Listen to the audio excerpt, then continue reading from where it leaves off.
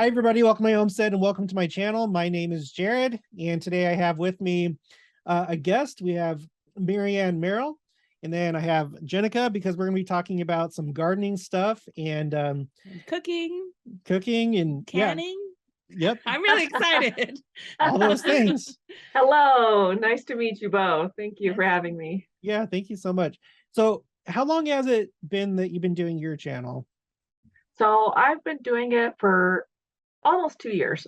I haven't really kept track of the date, but it was really just a hobby, just to, keep me busy during the whole COVID stuff and, missing the children that have out of the home now. And so I'm like, hey, maybe I can make like a channel for them. So with all my recipes that we used to love, they used to love as kids. So that's how it started. And, if I just have those 6 subscribers from my children, I call it good, but Well, I'm pretty sure you'll get some more after this. And now, just so everyone knows, you are in central Utah. I can't remember the name of the town, though. I actually live in Huntington. So it's it's south of Price. Yeah. Okay.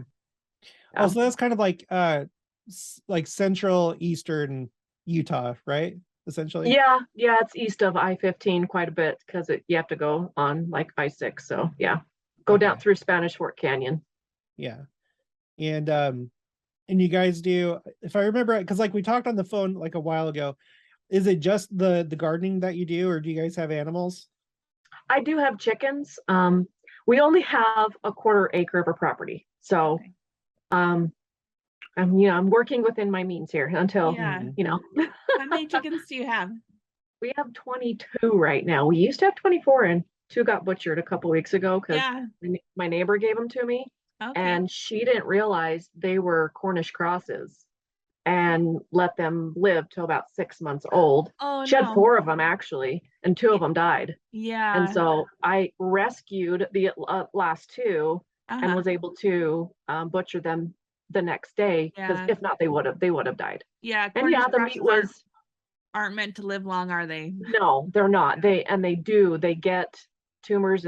I found a tumor in the leg. The meat was tough. It was bruised like under her chicken legs. One of her legs was broken. I mean, it was pretty bad. Like, I'm pretty sure she was grateful that I put her out of her misery. And I literally just made a chicken pot pie because I canned up like 14 jars from those 2 chickens. It was so much food.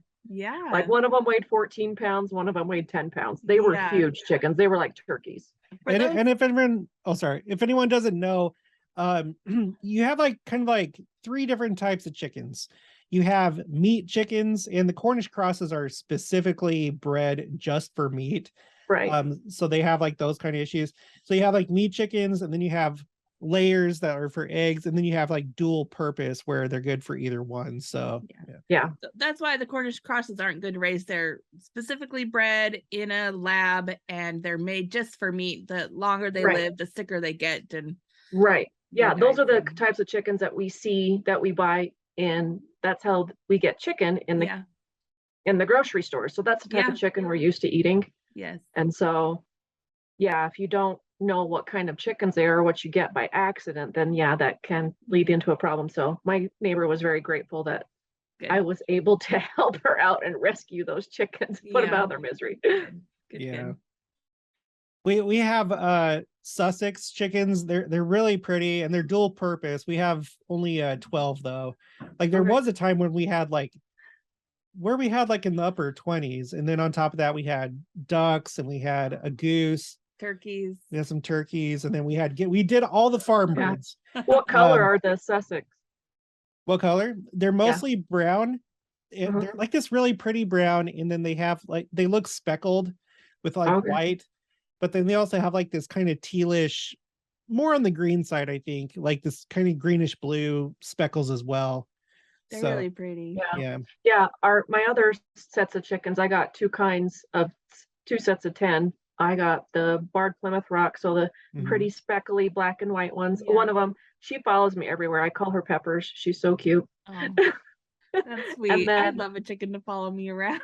I'm like, here, chickies, even though they're big now. Bigger. They're not laying eggs yet, but. And then my other ones are the Rhode Island Red. Okay. Yeah. Yeah. Yeah, we've had both of those. We've had a few barred rocks, and yeah, we've had that. We've done, but we've had buff Orpingtons. What are some of the other ones that we've had? Americanas. Yeah. We like the Americanas because those are the ones, if people don't know, those are the ones that lay like blue and sometimes green eggs. Oh, yeah, fun. Had Wyandottes and Yeah, Wyandottes. Brahmas. Right, those were the Brahmas, Yeah. right? White Brahmas, Light Brahmas. light Brahmas. The barred rock. And then we have your black Cochin. Yeah, we have a black Cochin. Oh, she's so cute. She's so fluffy and big. I love the fluffy chickens Yeah. with the Yeah. feather on the feet. It's cute. So really Reminds quick, me I'm of gonna those Clydesdale horses. Yeah. I'm gonna do a quick screen share because I want to show you guys Marianne's. Okay, this is her channel right here. Okay, I'm gonna put the link for it in the description below, or you can also just go to my homepage. Okay, here's my homepage on either your phone or your desktop. You go down here and it has the featured channels, and she's going to be right here.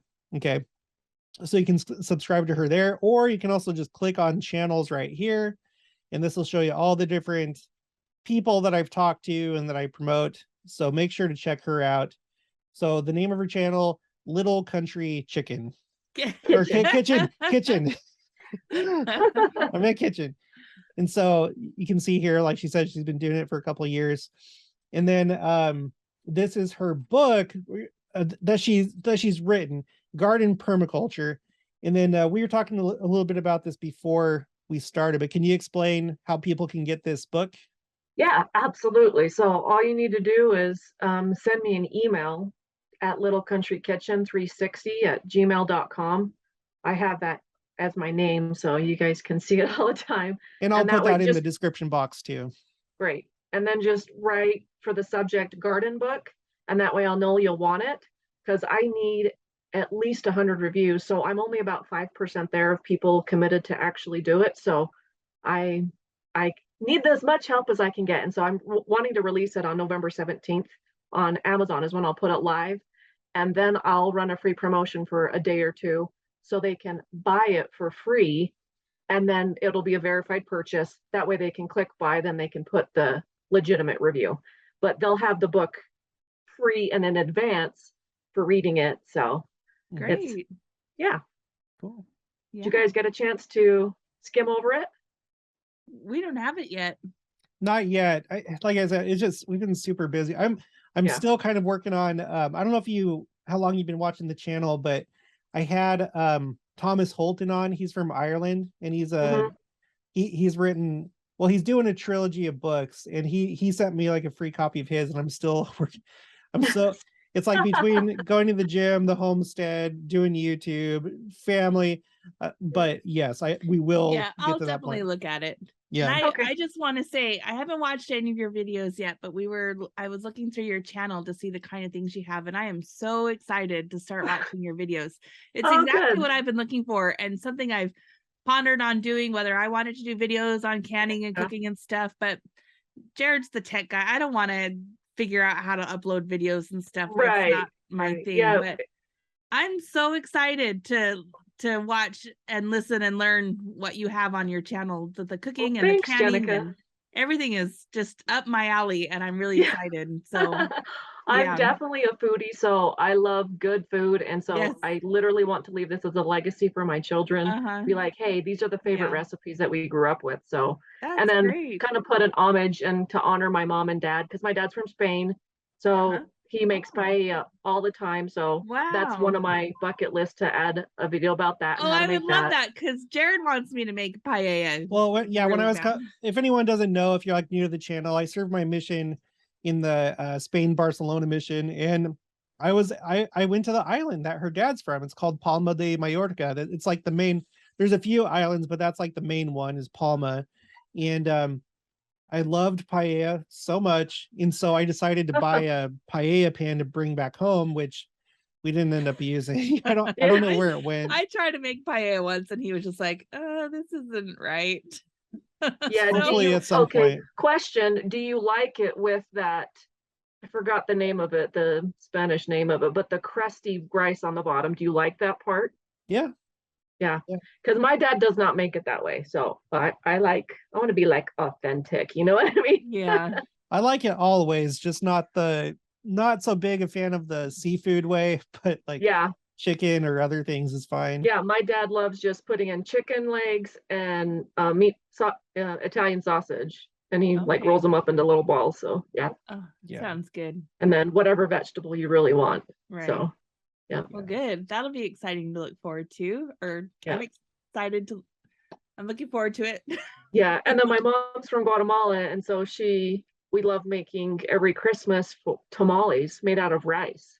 So they're a little bit different. So we grind down the rice like the corn ones, like the Mexicans do. So it's a little bit different. Like a lot of people haven't heard of it, and we dye all of our rice yellow too. So because of the turmeric that you add to it, you add just like a quarter teaspoon of turmeric and everything turns yellow. So that's how I grew up with Spanish rice. If it's not yellow, it's not rice. I love yellow rice. Is that basically the essence of yellow rice? It's just dyed with turmeric? Absolutely. But the trick is you need to boil it and cook it in chicken broth. Okay. That is the trick. That's the 100% trick. Yeah. Okay. I remember when my kids were getting older, like, and my sister-in-law was like, how do I make Spanish rice? And I gave her the 2 spices, the chicken broth, it was powder, and then the turmeric.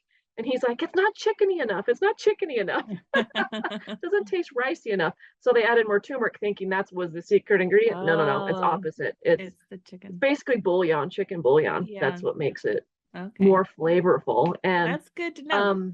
Another thing about Spanish rice is when you saute, you start with hot oil, and then you saute the onions in it if you want. I just use dried onions because it's faster.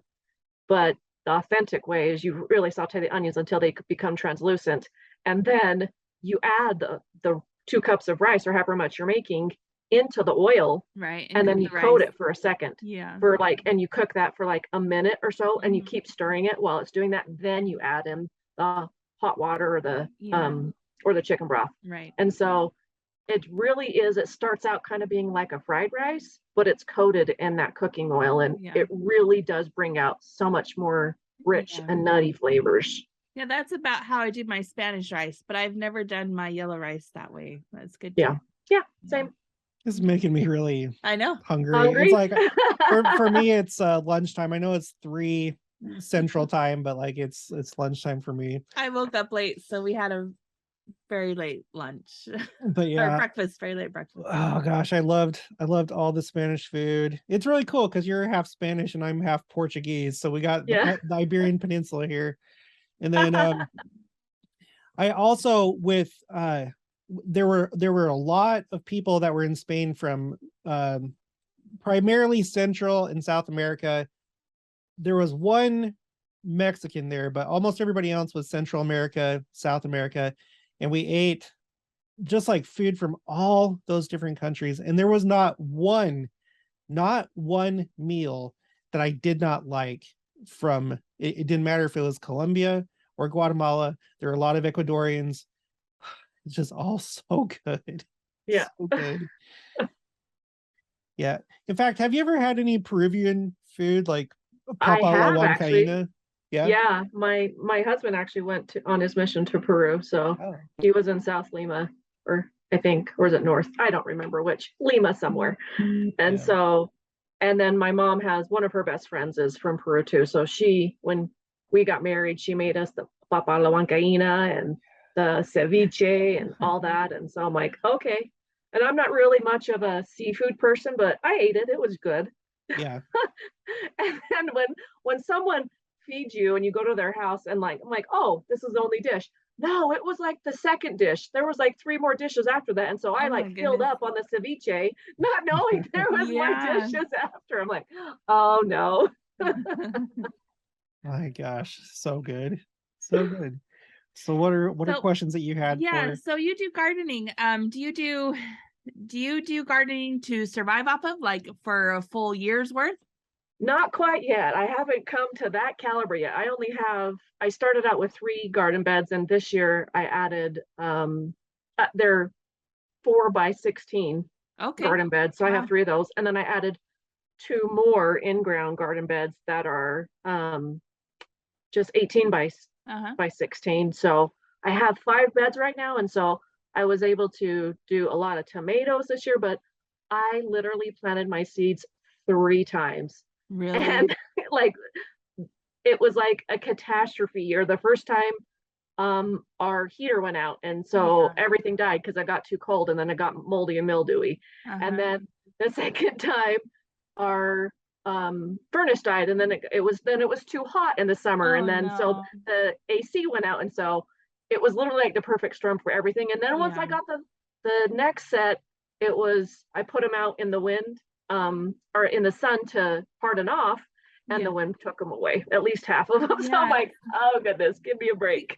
I don't start seeds indoors because we don't have anywhere to put them. We have a really small house, and we don't have any grow lights. And if I had grow lights, I wouldn't even know where to put them. So, well, what about the garage? Well, I thought we tried it. We have a detached garage, and it has a heater, and I tried it, but we have some lights, some fluorescent lights that work well. But I have to stack a bunch of stuff up on there and reach way high up to get them down and water them. And it was just, to do that every single day was really hard work. So I stopped doing last that. year I had them in my living room. Yeah. And they were just, I put them in front of the window, but I wasn't using the window. I just used the grow lights as well. Yeah. But my cats, they would eat the little seedlings. I'm like, stop it. You naughty little babies. Yeah. We had problems with cats too before, but now we have no cats indoors. So I could start them indoors if I just find a way to do it. But the garage honestly, now I have them in my bathroom, in my hallway bathroom that my boys use. Because now that they're in the living room, they sleep in the living room and the couch. So when you have man-child, that self-proclaimed man-child, and when they come back to the nest. One's 20 and one's 33. So they came back, and so I just have them in the bathroom. Okay. So and I left it there because I just have 2 growing lights just sitting on the counter. Okay. Maybe that's what we need to do, is like buy growing lights or something that hangs. There's got to be something that we can buy, and then we would just keep the heater on in the garage or something like that. So when it comes to planting, can you start your seeds in the ground, or do you need to start later in the month if you want to do it that way? Or so you absolutely can. And do you know your zone? No. Okay. I know it's something a gardener should know, but I don't know my zone. It's totally fine. As long as you know your first frost date and your last frost date, you can figure it out. So, like this year I planted carrots, but I planted them way too late. And so I thought they were just always, I planted 3 different kinds, and some rainbow carrots and fingerling carrots, and they didn't even pop up for months and months. And then once the cold snap hit, they came up. I'm like, what? Really? My carrots popped up. Wow. So it's all about hitting the right temperature. Okay. So it's just a matter of doing it at the right time. And you have all these great intentions of doing something, and then life gets in the way, and but luckily I was able to get at least probably 2 pounds of carrots. And when I roasted them, unfortunately I burned them all because I was working at the same time. That was like us. We got some tomatoes our first year growing, and I picked them all, and I was like, okay, I'm gonna can these. And then a couple days later, they were all rotten. I was like, gosh dang it. And I just ruined my tomatoes. I ruined my canning.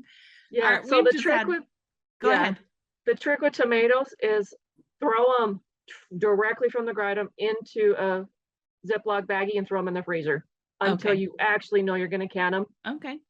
And then just do that. Okay, good to know. So that's a huge trick. Like Rachel from that 1870s Homestead, she does that. Whole bunch of other canner people that I love watching, they all do that. They just throw them in the freezer and wait. Okay, I'll do that. That's great. And it saves you the time of having to blanch them so you can peel them. I was gonna just ask about peeling. Does the peel come off right after they defrost? Yeah, that's great too. Good. Yeah. Okay. I'm learning so much already. What's blanching? You have to throw the tomatoes in hot water for a few minutes, boiling water, and cut a little X in them. Yeah, remove the skin. Yeah, so that you can remove the skin when you're ready to can tomatoes. Yeah. Okay. But by freezing them, you skip that step. Yeah. So I made some salsa and I didn't remove the skins, and the salsa turned out really bitter. yeah, yeah, and it depends what kind of tomatoes you have too. Yeah. And the thickness. Like I grew these black cherry tomatoes, and they had a really, really thick skin. I didn't care for them, so not gonna do those ones again. Okay. Yeah. Now, do you preserve your food with canning, and do you do dehydrating and stuff like that? I do have a dehydrator, yes. So I dehydrated some of my my neighbor actually gave me a ton of zucchini. You know how people can't get rid of their zucchini fast enough. So I'm like, I'll take it. And so I literally like had 21 cups of zucchini that I just shoved into my dehydrator because it's pretty big. That my husband got me. How do you use up dehydrated zucchini? What do you use it in? So right now it's just sitting in a big jar right now, and I actually blended it down into powder. You can literally add it to everything, anything, soups, cookies, breads, whatever you want, even pancakes if you wanted just to give it some healthy. Yeah, absolutely. You have to hide those vegetables, especially if you have little kids. How old are your children? Oh man, I need to do that. With they're 6, 12, and 14. With the older kids, it's not so bad. They eat some vegetables somewhat. But my autistic son, he's very picky, but he won't eat any vegetables. So it's that'd be great if I could make some cookies. Is he the oldest or? He's the 6-year-old. Oh, that's the youngest. Okay. Yeah. So I could put it in his cookies. Yeah. Sometimes he'll eat muffins. Sometimes. Oh, well, probably my favorite recipe I have on my channel right now is my zucchini banana bread. It's so yummy. Yeah, I saw that video. I didn't see the video, but I saw the link to it. Yeah, the link. Yeah, that would be good to try. I love that. That's definitely a hit. So okay, good. I don't have any zucchini recipes passed down to me, so I'm looking for some good zucchini recipes. Yeah. So it was actually the best ever banana bread off of all recipes, but I just adapted it and added the zucchini in there too. I'm like, why not? Nice. I can do what I want. Yeah, exactly. And then my always secret trick to any cookie or baked good is fresh grated nutmeg. If you've never done it, you've got to try it. It is absolutely amazing, and it really 100% difference. You notice the difference. Okay, great. Isn't that what you said? Yeah. This is not a sponsored video. This is our it has a nutmeg taste to it. It's fruit quake. It's a fruit cake Mountain Dew. Oh, it tastes just like Christmas. It sounds weird, but there's like a nutmeggy taste to it, and it really does taste like fruitcake. Yeah, not a sponsored video, but I was going to ask you, now that the holidays are coming up, do you have any like recipes or special things that you do for the holidays? Yeah, the Christmas, of course, is the tamales that my mom. So we go there. It actually takes 2 or 3 days to make the tamales because they make a giant roaster full of the masa, which is the dough of the tamales, and that needs to cool overnight to be able to do it. And then she needs to make the recado, which is the sauce, the red sauce, and then we need to pressure cooker the meat, which is usually pork. Okay. So okay. Yeah. But you use rice. How do you incorporate the rice in that? You grind it down into a flour. So instead of the corn masa, it's like a rice masa? Okay. Yep. And then for the holidays, I love Thanksgiving. Thanksgiving is my absolute favorite holiday. So, but we're probably going to be doing one down here because we're 2.5 hours away from family. So we'll probably, we already bought our turkey, because turkey prices I heard are going to go crazy. Oh, geez. With all the culling. So yeah, go buy your turkeys if you don't have one yet. Okay. We had 2 live turkeys earlier this year. Like I keep like having this idea that I want to like raise a turkey and then like have it for Thanksgiving, but they eat a lot of feed and they're kind of messy with it, and they cost a lot to keep. I bet. I don't know. So we just like sold them. Well, and butchering it in the winter, like November, like we should have butchered the 3 roosters that my neighbor gave me, but we haven't yet, and we need to. I'm like, oh, so annoying because I swear they're broken. they wake me up at 4 a.m. I'm like, it is not sunrise, I promise. Yeah, that's a myth that they just crow at sunrise. That's, oh no, no. They all day three long. crow all time, Yeah. every day, all day. Yeah. I'm like, my neighbors probably hate me right now, but well, that's great. Do you live in like a suburb, or where, but you're not allowed really. to have... It's a pretty small town. There's only like 2,000 people here. Oh, that's like us. Yeah. Okay. I probably have one neighbor kitty corner to me. I can see her backyard and she can see mine, but that's pretty much it. She's pretty much the closest. So is it most likely, do a lot of people have animals around there? Is it a normal thing? Right next door to me, the other lot next to me is horses. So okay. Well, that's good. Yeah.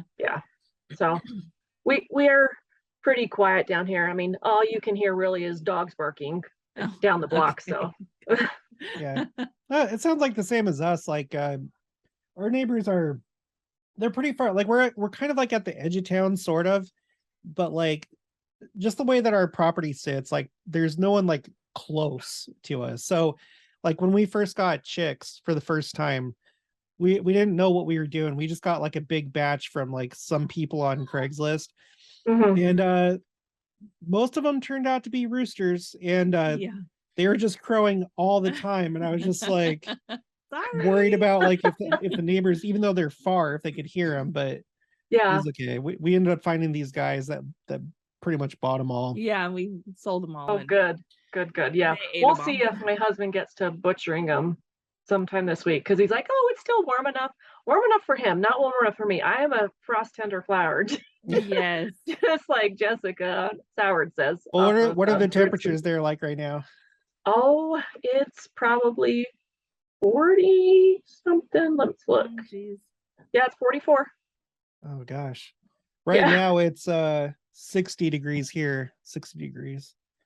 Yeah, we're pretty cold. I'm like, that's a little too cold for me. Like, I already ruined like my water filter that was attached to my hose that fed my garden. That like completely broke and frozen, and like my spray nozzle on my hose that completely cracked. And I'm like, oh great, I forgot to disconnect it before the first frost.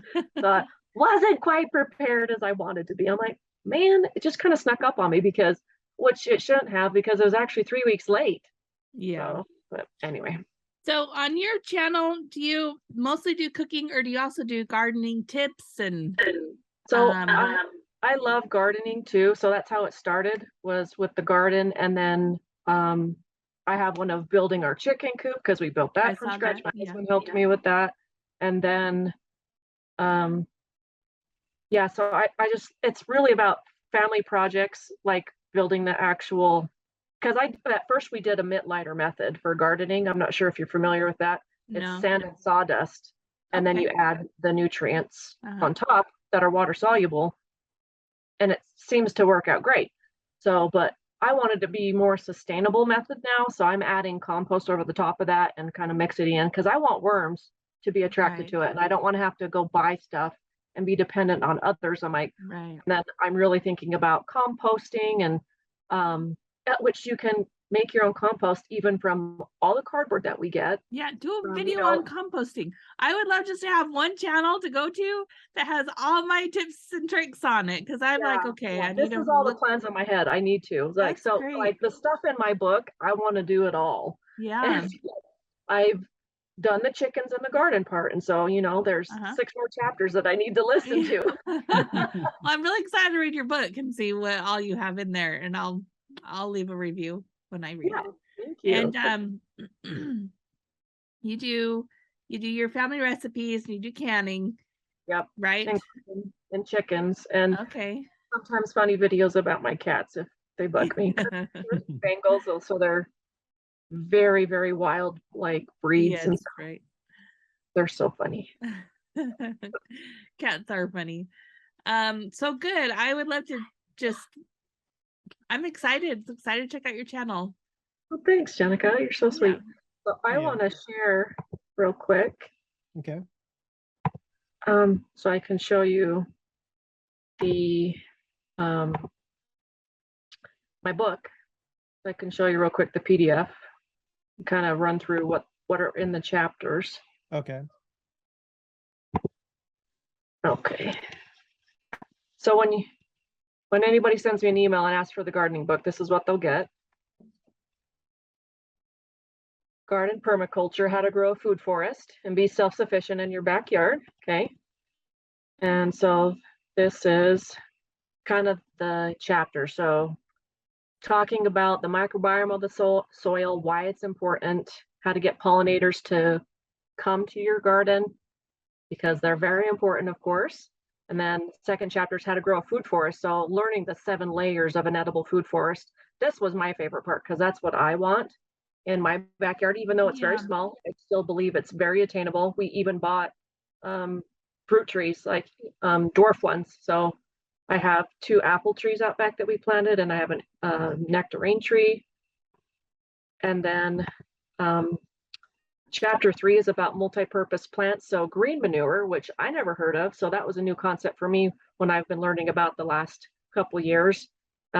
You basically just grow it and then knock it down and let it enrich the soil, which is really awesome. I'm like, have a plant do the work for you. How cool is that? Yep. And then of course, chapter 4 is about composting and the different types of ones I have. I actually do have worm bin out in my shed right now. I need to go see if they're alive. It's probably too cold. They probably already laid their eggs and are hibernating for, you know, when it's warm. But then chapter 5 is about a winter hotbed greenhouse. So this is what I wanted to do in the winter. I was probably gonna have to wait till next year because our outside is quite a mess. And then chapter 6 is about top 18 fruits and vegetables. Chapter 7 is why chickens and rabbits are so amazing, especially their manure, and how to work for you. Yeah. I want rabbits just for their manure.